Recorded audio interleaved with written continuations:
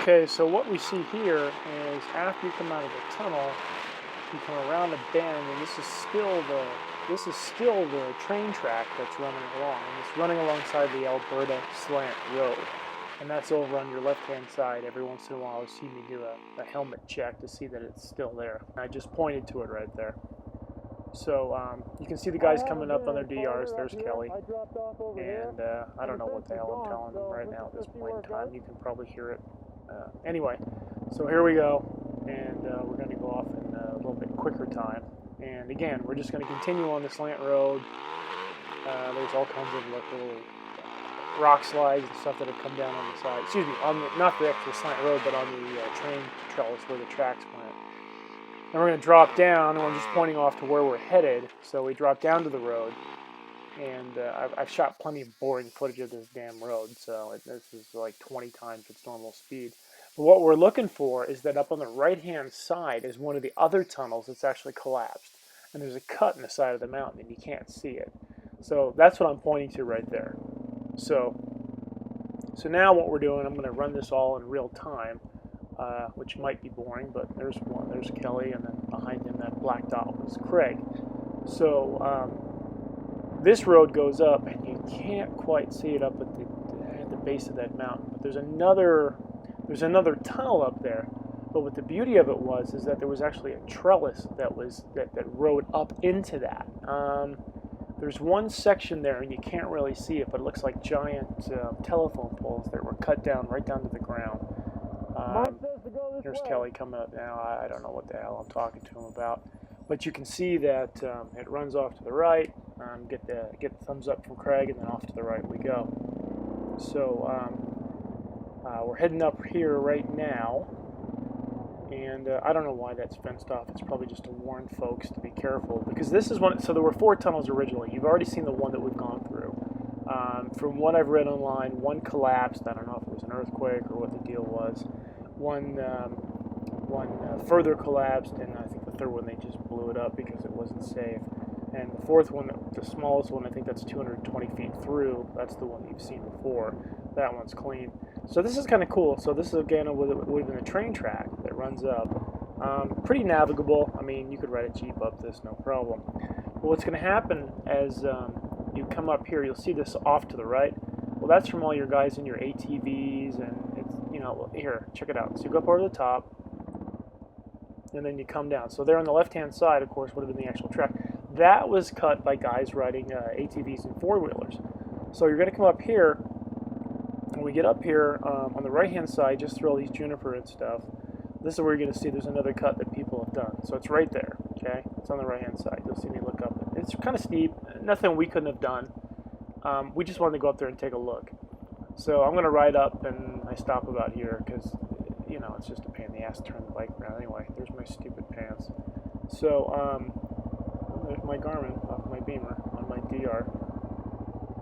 So what I'm doing is I'm going up here to see if you can actually get through, and of course you can. I mean, it's amazing after 100 years how these trails are still there that were all dug out by hand by guys for trains. So you'll see all this rock and this stuff. I don't know if this was purposely put here or if it fell down.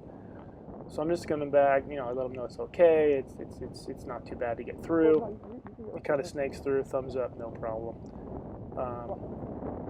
The problem was today was that the CDs weren't working. So that was the biggest issue. And beyond that, Kelly didn't have one. So we were trying to relay with on hand signals. There was a couple times earlier in the day where you didn't see it, where we had the stuff going, and it was just really frustrating. But you know, this is the old days. So here, check this out. I mean, this isn't even bad, but you know, the DR does it with a plumb. I mean, it's pretty simple. Man, you see a little critter running right through there? I don't know what the hell that was. Some kind of ground squirrel or something. I didn't even see where he came from. Just kept shooting right through. And then boom, we're right out. I mean, it's no big deal. I stop about here and I just keep checking the mirror to see when those guys get through. I mean, you can't see it, but you know, obviously I'm checking, and I can hear them too, believe it or not, even with earplugs in. So, and off we go. So check this out. When you come through here, it's going to be a hill. Somebody cut some whoops through. I don't know if it's just a little bit of erosion once we get past this juniper on the right. So here's this section off to the left, and you'll hear me talking to Kraig about it. Again, GPS not exactly knowing where it was. You'll see him come up around my left right now. It's like, come on, I'm waving him up, waving him up. So the tunnel up there is collapsed. I guess we could go look at it. You can't get through it. So mine's telling me to go this way. This is the cutoff right here, and that just circles back, or we can go back the way. Let's go look at it. Let's go look at it. So we've agreed, and off we go. So check this out, man. I mean, I think you can see it, but it continues to go up. And I know the camera doesn't, there's a whoop, and the whoop, that's the stuff I was talking about. So check this out. I mean, it's just all burned out. I mean, this was built for a train to run on. I mean, it's so damn narrow. It's a little bit freaky, but not terribly freaky. But look off to the left, it just drops down, and it's like a perfect circle. And if you check this stuff out from Google Earth, it is a perfect circle. I mean, it's obviously cut in. The dirt roads are there. They're well traveled all the time. I mean, you're up pretty high. I don't know if I look off to the right at all. I think I cut out the section where we drive back down, but you can see the cut up on the left. It's all that white that's there. That's cut into the chalk on the side of the mountain. Oh, there's a drop off where the erosion's hit on the right hand side there. So then we come back, and this would have been a tunnel, just like the one that we went through before, earlier on. And, you know, there's all kinds of little campsites and fire sites, and I guess people camp out here and stuff. Shit, I wouldn't want to. There's freaking snakes everywhere.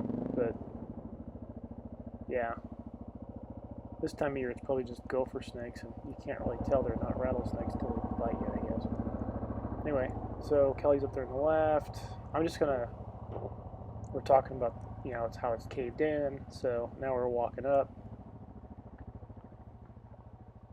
And it was hot, too. It was like the first day in the 90s, and I mean, it was like June, hell was it? June, oh, hell, it was June 4th, 5th, something like that. June 4th, 90-something degrees. So we've already established that you can't get back in there. I mean, you'll look here off to the right. That's another little trail that goes down. We later found out that goes down to the left and then comes up over the top. So we didn't end up going that way. And here we go. So there you go. That was the ride up to the second tunnel.